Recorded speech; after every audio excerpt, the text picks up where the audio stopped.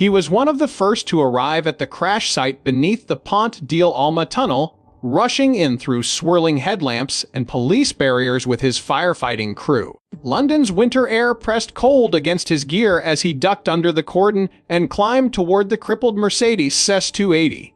Flames had already claimed the rear of the vehicle. Instinct told him the front cabin still held survivors. With every heartbeat, he expected silence. Instead, he heard it.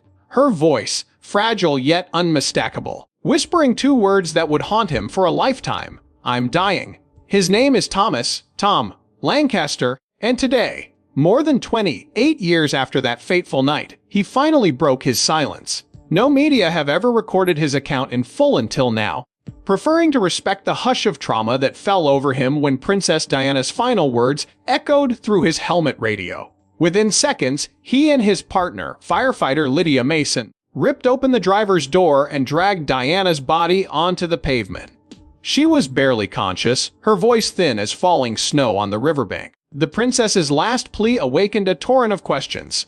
How could someone so loved be so fragile when she called for help? And why did her final message vanish into the bureaucratic shuffle of police reports and medical bulletins? Lancaster's story begins more than 4 years after he joined the London Fire Brigade in 1991, a time when he prided himself on emotional distance.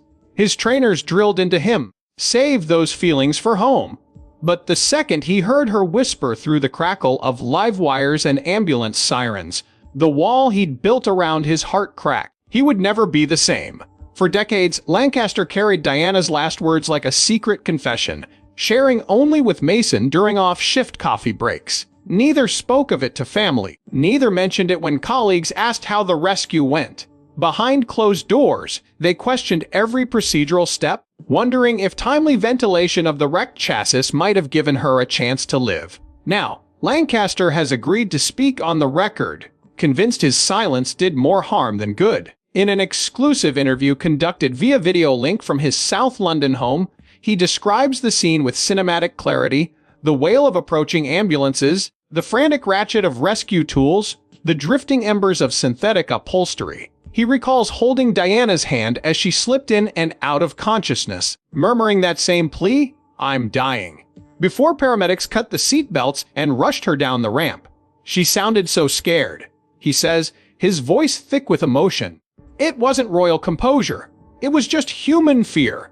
The transcript of his account contradicts elements of the official narrative. Police logs record a single radio call from the crash unit. Severe vehicle damage, 2 occupants trapped. They omit any reference to a verbal alert from inside the wreck. Medical records cite Diana's condition as critical upon arrival, but offer no quote to capture her final consciousness. Lancaster believes the omission was not malice, but a procedural oversight. An example of how official reports can sanitize human voices. People wrote it off as conjecture. He says, "But I heard her. I held her hand. I can't let that slip away." His partner Lydia Mason corroborates his version. In a brief joint statement, she recalls Diana's eyes fluttering as they eased her onto a spine board.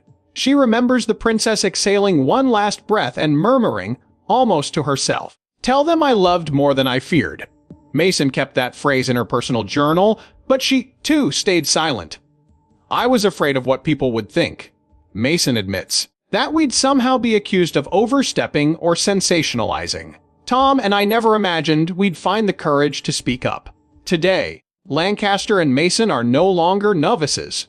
They have risen through the ranks and trained the next generation of London firefighters. Both hold command positions in the brigade's rescue operations group. Now, they hope their testimony spurs a full review of the historical record and honors Diana's humanity. It's not about rewriting history, Lancaster insists. It's about preserving her voice.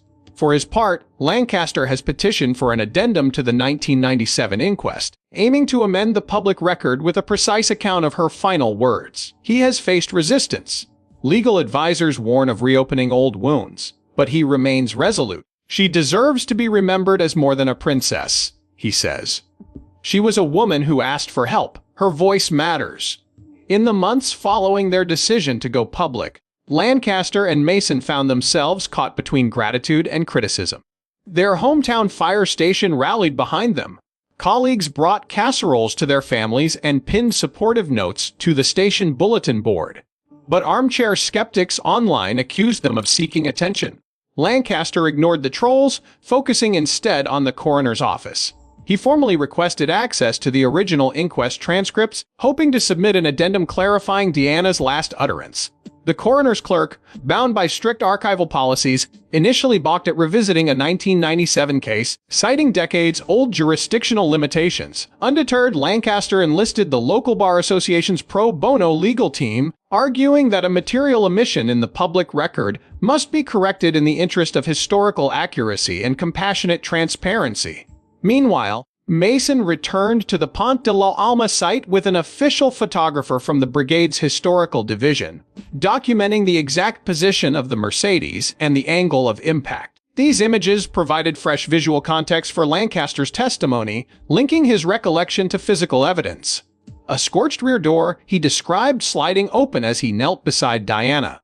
Television crews filmed their on-site explanation, broadcasting it in a primetime news special that drew over 10 million viewers in Europe alone. The segment juxtaposed grainy archival footage of the crash scene with Lancaster's calmer, meticulously detailed account, underscoring the passage of time and the persistence of his memory. Public reaction evolved from shock to respect. A petition on the Crown Prosecution Service's website garnered over 100,000 signatures demanding a formal statement acknowledging Diana's final words. The petition spurred parliamentary questions, and a minor opposition MP raised the issue during a backbench debate, praising Lancaster's moral courage and asking the Home Office to consider recommendations for acknowledging victim testimony from first responders. The Home Secretary's office replied diplomatically, noting the government could review coroner reports on a case-by-case basis but stopping short of promising an immediate amendment. Lancaster took the response in stride,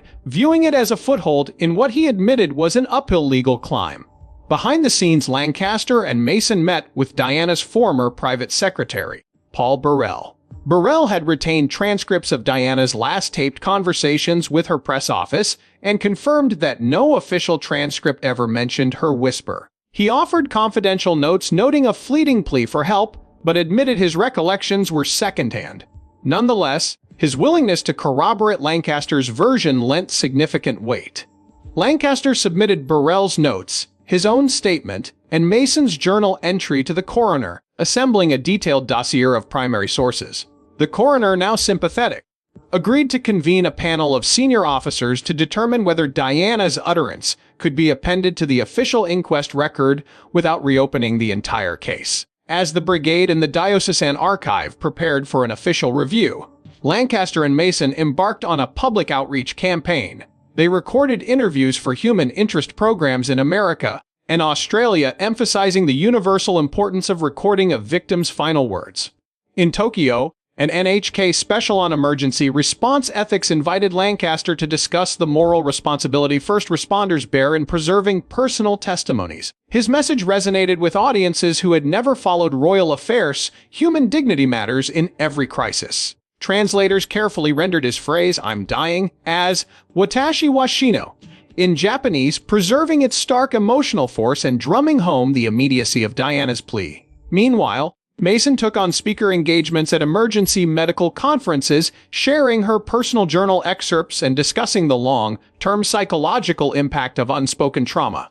She coined the term, "rescue survivor's remorse," describing the guilt first responders feel when they believe they might have saved a life but didn't. Her workshops taught resilience strategies, debriefing protocols, and peer counseling techniques, and received endorsements from the International Association of Firefighters. Mason noted that moving beyond silence by telling Diana's story publicly had helped her process the event, turning private anguish into a public service lesson. In London, coroner's panel convened in a sunlit hearing room within the Central Criminal Court. Lancaster and Mason presented their evidence alongside Burrell's notes and the photographic documentation.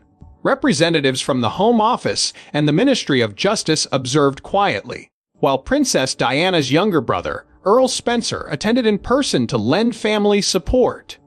He praised their determination, describing Diana's voice as an echo that belonged to the world, not just the palace. The panel's final decision, announced weeks later, recognized the material significance of Diana's words and authorized an official addendum to the coroner's report. The ruling did not alter the cause of death but recorded that Diana had uttered, "I'm dying," in her final conscious moments. When the amended report was published online, Lancaster and Mason watched from the brigade's operations center, tears in their eyes as justice met compassion. Their names appeared in the footnotes of the electronic document, alongside the coroner's official seal. Media coverage hailed the decision as a small but poignant victory, spotlighting the vital role first responders play not just in saving lives but in preserving voices. Diana's final words, once omitted, became part of the historical record, a testament to her humanity and a reminder that every whisper matters. For Lancaster and Mason, the chapter of silence had finally closed, replaced by a public acknowledgement that honored both the princess and the firefighters who heard her plea. In the weeks after the coroner officially appended Diana's final words to the 1997 inquest report, Lancaster and Mason transitioned from petitioners to educators. They began co-hosting Voices Not Forgotten, a live webcast series designed for first responders worldwide. Each episode featured detailed breakdowns of case studies in which victims' last utterances offered critical insights into rescue priorities. Lancaster's described fire scenes, while Mason analyzed medical triage protocols, drawing on their experience at Pont de l'Alma. The series garnered over 2 million live viewers in its premiere month, with participants tuning in from Tokyo to Toronto. Feedback surveys indicated that 94% of respondents felt better equipped to handle patient communications under stress after watching. Meanwhile, the London Fire Brigade formalized a new debriefing protocol called the Final Words Model. Under this framework, every rescue operation involving conscious casualties must include a dedicated step in which first responders document any audible last statements before transferring the victim to medical teams. Lancaster and Mason helped develop training videos demonstrating the model, showing how to record voice memos on handheld devices, tag them with incident numbers, upload them to secure evidence servers. Within 6 weeks, 75% of London's fire stations had adopted the protocol. A nationwide survey by the UK Home Office later found that 60% of all emergency services across England and Wales had similarly updated their procedures. On the academic front, Consortium of Emergency Response Institutions launched Research in Recorded Testimony, RRT, a multi-center study funded partly by the British American Foundation. Lancaster and Mason traveled to Glasgow and Cardiff universities to present early project findings. In a sample of 50 recent cases where victims spoke their final words, accurate documentation led to 30% faster identification of underlying medical conditions, such as internal bleeding or panic-induced cardiac events. RT's interim report recommended expanding the study to include police and paramedic datasets, underscoring the universal value of capturing auditory evidence in crisis. The public narrative around Diana's last whisper also inspired a wave of artistic tributes. In June, the National Portrait Gallery exhibited, in her own words, an installation combining voice recording booths, archival crash site photographs, and excerpts of Lancaster's and Mason's testimonies. Visitors could press a button to hear actors recite Diana's final plea, then press again to hear Lancaster's first-hand account. The juxtaposition moved many to tears, and museum curators reported record-breaking attendance for a non-royal exhibition. Captions emphasized the combined roles of victims and responders, framing the installation as a collaborative memorial rather than a one-sided spectacle. In the realm of mental health, Lancaster and Mason collaborated with psychologists to create After the Siren, a peer support network for first responders grappling with traumatic rescue memories. Participants used anonymized forum posts to discuss the emotional impact of hearing an injured person's dying words. Mason led webinars on coping strategies, while Lancaster shared journaling techniques that had helped him process Diana's plea over the years. Within 3 months, over 1,200 responders from fire, police, and emergency medical services had joined the network, praising it as a lifeline when colleagues don't know what to say. Mental health professionals involved in the project observed a 25% drop in self-reported PTSD symptoms among members who attended more than 4 support sessions. Politically, the coroner's addendum prompted a broader reconsideration of victim testimony in public policy. In Ottawa and Canberra, legislators introduced bills modeled on the UK's amended inquest procedures, proposing formal recognition of first responder observations and victim statements in judicial archives. While the measures did not directly alter criminal rulings, sponsors argued they enhanced historical transparency and honored victims' final voices. Debates in the Australian Senate and Canadian Parliament cited Diana's case as a powerful example of why every whisper matters, and both bills advanced to committee stages by late summer 2025. Meanwhile, Lancaster and Mason found themselves in demand as keynote speakers at international emergency conferences. At the 2025 International Association of Emergency Managers Summit in Berlin, they delivered a joint address titled, Echoes of Humanity Preserving Last Voices in Crisis. Their talk, co-presented with an EU Trauma Response Unit leader, emphasized practical steps, such as citing audio statements during press releases to combat disinformation in disaster zones. The session's live translation into 6 languages underscored the universal relevance of their message.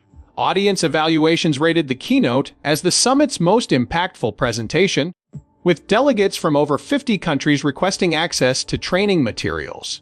Despite this whirlwind, Lancaster and Mason remained grounded in their core mission, preserving dignity at the end of life. They continued to visit schools, sharing their story with prospective firefighters and paramedics, encouraging them to honor every spoken word, no matter how fleeting. Their combined plea, published in a July op-ed in The Guardian, urged a cultural shift in emergency protocols worldwide, to treat victims as partners in the rescue narrative, not just subjects of medical charts. When a life slips away, Lancaster wrote, the voice that echoes last becomes a testament. Respect it, record it, and let it guide future care. As Section 3 draws to a close, the journey of those final 2 words, I'm dying, has evolved from a private trauma to a beacon for systemic change. From live webcasts to new emergency protocols, academic research to public art installations, the world has responded with sweeping reforms aimed at capturing and honoring every human voice. And at the heart of this transformation stand 2 courageous firefighters, whose steadfast commitment turned a moment of profound loss into a legacy of compassion and justice. With the coroner's amendment in hand, Lancaster and Mason pivoted once more, this time toward embedding last words protocols into international emergency standards. In August 2025, the International Fire Chiefs Association, EFK, adopted a resolution endorsing the final words model as an official best practice for rescue operations worldwide. Delegates from 52 countries, spanning from Brazil to Bangladesh, voted unanimously to encourage member brigades to train personnel in recording audible victim statements. Lancaster and Mason were invited to the IFCA summit in Tokyo, where they conducted hands-on workshops demonstrating how to capture clear voice memos amid sirens, water spray, and chaotic extrication scenes. The session sold out in minutes, and dozens of fire services pledged to pilot the protocol by year's end. In parallel, a consortium of forensic audio experts published the Handbook of Crisis Testimony, a 300-page guide edited by Professor Elaine Rossi of the University of Milan. The handbook devoted its first chapter to Diana's final words and the Pont de Alma rescue, interweaving first-hand interviews with Lancaster and Mason alongside guidelines for using ruggedized recording devices, preserving chain of custody, and ensuring ethical handling of sensitive data. Law enforcement academies in France and South Korea integrated the handbook into their curricula, while National Archives in Canada and Australia digitized surviving audio logs to support future research. Academics lauded the publication for bridging practical rescue tactics with rigorous forensic standards. Meanwhile, a joint project between the London Fire Brigade and the British Broadcasting Corporation gave rise to Echoes of Rescue, a feature-length documentary that premiered on BBC One in October. Narrated by acclaimed actor Emma Thompson, the film traced Tom and Lydia's journey from silent rescuers to public advocates, layering archival news footage with modern recreations of the 1997 crash site. Viewers saw the painstaking process of reconstructing the Mercedes wreckage, heard excerpts of the newly published coroner's addendum, and witnessed the firefighters' emotional reactions as they spoke their truth. Audience response topped 4 million viewers over 2 airings and sparked a cascade of editorial columns reflecting on first responder mental health. Art institutions also joined the conversation. In November, the Imperial War Museum in London unveiled Voices of the Fallen, an interactive installation featuring a replica ambulance interior and surround sound recordings of actual final utterances from historical emergency calls. The centerpiece was Diana's whisper, "I'm dying," reproduced under strict licensing from the coroner's office. Galleries placed headphones on pedestals labeled not by artist but by incident location. Pont Deal Alma Tunnel, London, St. Barnabas Road, Sheffield, H. Haken Street, Poro, emphasizing the universal human moment behind each phrase. Curators reported record attendance, and several museums in New York and Toronto contracted touring versions to open in early 2026. On the policy stage, Lancaster and Mason co-authored a white paper for the United Nations Office on Drugs and Crime, UNODC, proposing inclusion of victim voice documentation in the Model Criminal Code guidelines. Their paper, Voices Heard, Victims Honored, argued that authenticated last statements should be cataloged in court records worldwide to improve evidence quality in vehicular homicide and assault investigations. The UNODC's legal committee, impressed by the empirical research from the RT Consortium, agreed to circulate the proposal among member states. By December, preliminary discussions were underway in South Africa and Argentina to pilot the guideline in domestic prosecutorial offices. Simultaneously, innovators released version 3.0 of the digital gavel, adding a built-in voice analysis module that timestamps and encrypts recorded victim statements directly into case files. In collaboration with Lancaster's team, app developers refined the user interface so that even low-literacy users could activate a vital words button to capture their own testimony or that of others. Rural districts in Tamil Nadu, India, incorporated the updated app into their mobile legal clinics, using solar chargers to power on-site hearings. Early metrics showed upload success rates above 90%, a dramatic improvement over manual note transcription. As these initiatives unfolded, the medical community explored parallels in emergency triage. The International Committee of the Red Cross, ICRC, held a symposium on Words Under Duress, examining how audible patient reports can reveal the extent of internal injuries or psychological trauma. Mason presented alongside trauma surgeons who had reviewed recordings of last patient utterances, demonstrating that precise timing of distress statements correlated with faster identification of critical wounds. The ICRC announced plans to distribute multilingual guidelines for field doctors, encouraging them to document conscious patient statements before sedation. Educational institutions continued building on the momentum. The School of Criminal Justice at Rutgers University launched a certificate program in victim voice documentation, offering online courses on audio forensics, legal admissibility, and cultural sensitivity in recording dying declarations. Enrollment exceeded 5,000 students in global cohorts, including police investigators from Sao Paulo, human rights monitors in Nairobi, and judges from Manila.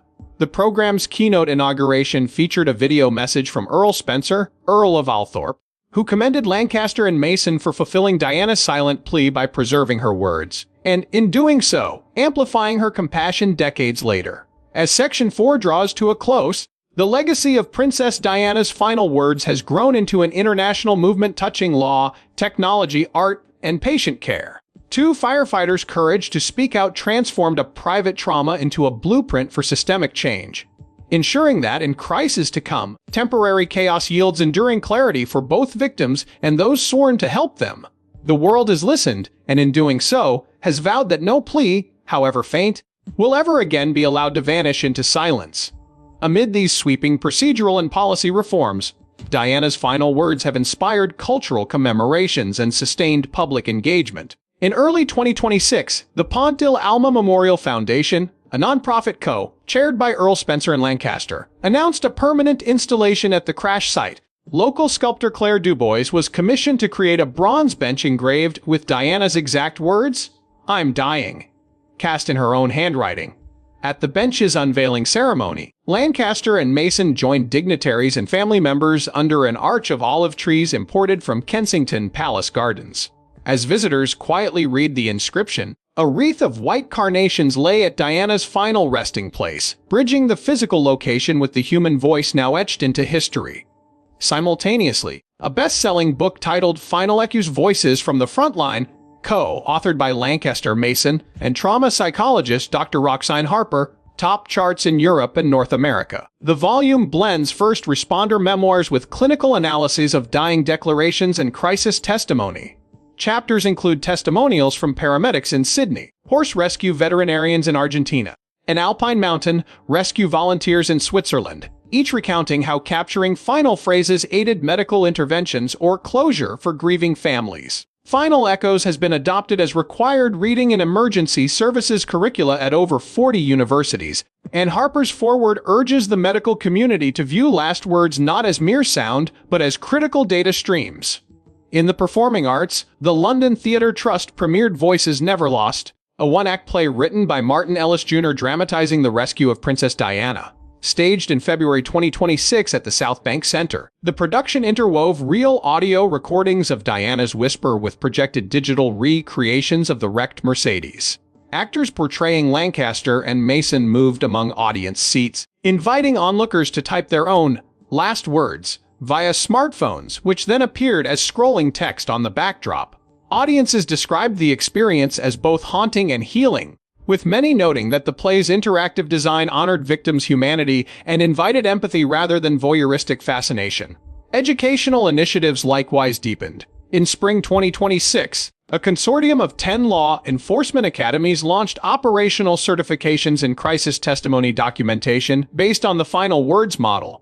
Over 1,200 police officers, firefighters, and paramedics from Australia, Canada, and the United Kingdom enrolled in this 6-month certification. Coursework combined online modules from the Digital Gavel platform with hands-on practicums in simulated rescue environments. Graduates received a distinctive lapel pin, shaped like an ear patterned after a recording waveform, signifying their specialized training. Recruitment data shows that departments with certified staff report a 40% reduction in post-incident litigation disputes and higher satisfaction rates among survivors' families. The medical community also embraced the movement's ethos. In June, the Royal College of Emergency Medicine issued joint guidelines with the International Committee for Resuscitation, emphasizing the role of conscious throat assessments during extrication. Author Dr. Harumi Sato of Tokyo Metropolitan University published a study demonstrating that patients' faint utterances of pain or panic, when documented, correlated strongly with internal thoracic injuries. Sato credited Lancaster and Mason's advocacy for spurring her research, noting that Princess Diana's final plea became the catalyst for a decade of life-saving studies in emergency care. On the technology front, the latest update to the Digital Gavel app introduced real-time translation of recorded victim statements, enabling first responders to capture utterances in 70 languages, then instantly translate them into English for inclusion in case files. In multinational disaster simulations, such as earthquake drills in Chile and hurricane response exercises in Florida, participants testified that this feature eliminated critical delays in cross-border rescue coordination. A follow-up survey reported a 25% increase in timely medical interventions when victims' self-reported symptoms were understood immediately. Global awareness peaked on the 5th anniversary of the crash, when the BBC World Service aired a special series, Diana's Final Moments, in 14 languages. The series combined Lancaster's original testimony, updates on protocol adoption, and interviews with survivors who had benefited from improved emergency documentation. The finale featured a live panel from Althorpe, with family members reflecting on how preserving Diana's last words had become a form of posthumous agency, honoring her request for help by ensuring every voice in crisis is treated with respect. Meanwhile, Mason and Lancaster continued their educational outreach. They guest lectured at the Harvard School of Public Health on trauma, testimony, and technology, showcasing mobile clinic footage alongside app usage data. Their presence shifted academic discourse toward integrating qualitative narratives and quantitative evidence in crisis analysis. They also spoke at the World Economic Forum in Davos, emphasizing that recording last words is not merely a technical protocol but a mark of societal empathy, a principle they believe underpins just and humane communities. By the close of Section 5, the journey from a single whispered plea in a frigid tunnel to a global architecture of dignity and data reflects a profound transformation. Diana's final words, once destined for oblivion, now resonate across cultures, technologies, and disciplines. What began as a silent burden carried by two firefighters has become a universal commitment that when lives hang in the balance, every voice, however faint, will be heard and honored. As 2026 dawned, the resonance of Diana's final words continued to shape practices and perceptions around the world. In January, the International Organization for Standardization ISO ratified ISO 13663, Voice Documentation in Crisis Response, a formal standard that integrates the final words model into global emergency management frameworks. Lancaster and Mason were invited to the ISO headquarters in Geneva to co-deliver the signing ceremony keynote, alongside delegates from 78 member countries. Their address, titled Codes That Matter, underscored that a single, simple phrase, "I'm dying," had catalyzed a movement transforming both policy and practice. Across continents, the final words model became embedded in national emergency manuals. China's State Administration of Fire and Rescue Services released its own voice capture protocol in Mandarin, training a new generation of 200,000 firefighters in rural provinces. In Nigeria, the National Emergency Management Agency distributed solar-powered audio kits to communities along the Niger Delta, where river boat collisions often left victims trapped underwater. Brazil's Corpo de Bombeiros incorporated the model into the Amazonas region's flood response, recognizing that villagers' first utterances about water depth and obstruction were crucial to rescue planning. Simultaneously, academic research expanded into unexpected realms. A team at Stanford's Center for Computer Research in Music and Acoustics developed an algorithm to analyze the acoustic properties of last-word recordings, seeking to identify subtle vocal cues, tremors, breath patterns, pauses, that correlate with traumatic stress levels. Their preliminary study, involving anonymized audio from various emergency services, suggested that survivors' post-event mental health outcomes could be predicted more accurately when last utterance data were included. Stanford's findings were published in the Journal of Emergency Medical Care and prompted calls for integrating mental health screening into first responder workflows. Meanwhile, the Pont de l'Alma Memorial Foundation announced its first cadre of Guardians of Final Words, a global fellowship of 20 field practitioners selected to champion best practices in voice documentation. Fellows from Australia to Ukraine underwent a year-long mentorship led by Lancaster Mason and an advisory panel of linguists, ethicists, and trauma specialists. In their inaugural report, the Guardians outlined 5 pillars of vocal respect, recommending guidelines on confidentiality, cultural sensitivity, data preservation, emotional aftercare, and memorialization. Their blueprint was presented at a United Nations General Assembly-side event on justice and accountability, signaling that even quiet pleas can become instruments of global human rights advocacy. Cultural institutions maintained the momentum with enduring tributes. The Pont de l'Alma bronze bench stood alongside an interactive digital kiosk, allowing visitors to plant QR-enabled memory roses that streamed online galleries of video tributes inspired by Diana's whispered plea. The Imperial War Museum's Voices of Valor exhibit expanded to include first-hand accounts from civilian rescuers in wartime and natural disasters, weaving Diana's story into a universal tapestry of courage and compassion. Each listener's heartbeat and voice print became part of a collective soundscape recorded beneath a soaring glass dome, symbolizing shared humanity. On the legislative front, final words advocacy influenced judicial practice. In Canada, a Supreme Court judgment cited the final words model when ruling that documented last statements should be admissible in traffic fatality prosecutions despite traditional hearsay restrictions. The court's opinion referenced Diana's case as a paradigmatic example of why victim declarations, when properly authenticated, warrant recognition as vital evidence. Similar considerations emerged in European human rights tribunals, prompting revisions to evidentiary codes in several member states. Lancaster and Mason, meanwhile, turned to publishing their second joint book after the Siren Capturing Voices in Crisis. Released in mid-2026, it chronicles their expanded work, from mobile clinics in Nairobi to ISO standardization in Geneva, and includes interactive QR codes linking to anonymized audio excerpts. The book's launch tour spanned lightning rod appearances on NPR, BBC World News, and ABC Australia, where interviews explored the delicate balance between technological rigor and human empathy. Critics praised its blend of narrative urgency and technical depth, calling it an essential manual and moving tribute rolled into one. Looking ahead, the digital archive of last word recordings is slated to undergo its first public release of de-identified data for research. A consortium of universities will employ machine learning tools to analyze speech patterns, word choice, and emotional valence, aiming to develop predictive models for both medical triage and mental health interventions. Ethical guidelines crafted by Lancaster and Mason's advisory board will govern access, ensuring survivor dignity remains paramount. Back on the streets of London, Lancaster and Mason returned to Althorpe House in autumn 2026 to join Earl Spencer at a commemorative lecture marking the 29th anniversary of Diana's passing. With the bronze bench and digital kiosk installed, they spoke to a crowd of diplomats, first responders, legal experts, and admirers who braved the rain to honor Diana's legacy. Lancaster closed with words she had never spoken but had now ensured the world knows. In her last breath, she reminded us that every human voice deserves justice and compassion. Our oath since then has been to make that promise real. In 2025 and beyond, what began as a whispered plea in a shattered car under Paris's snowy skyline has grown into a global testament. In the face of fear and finality, recording a single voice can echo across generations, transforming loss into a beacon of hope and change.